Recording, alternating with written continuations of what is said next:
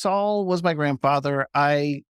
We grew up in Denver, obviously far away from New York, but would come out pretty regularly. And every summer, my parents would leave us with my grandparents and they'd take us up to Jewish summer camp. So I Oh, went to Jewish summer camp in the Poconos for many years.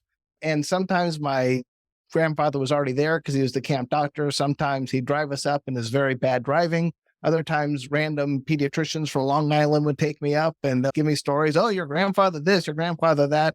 And it turns out this summer camp was a breeding ground for doctors. So all the workers would get to know my grandfather and he'd get him into NYU. So Bill Borkowski, who's a fantastic peds ID doc, ended up at NYU, came from the camp. He was a camp worker. So oh, wow. there's some Oh. crazy stories about Camp Equinox. And your dad had a phenomenal career, right? He was the son of Russian immigrants.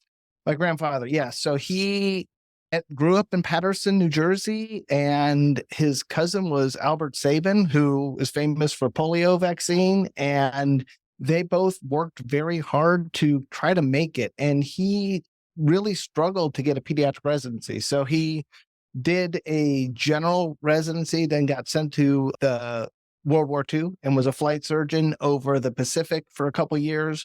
There's a log of the thousands and thousands of miles. He went from island to island, bringing patients back to the dispensary where they'd set up each one.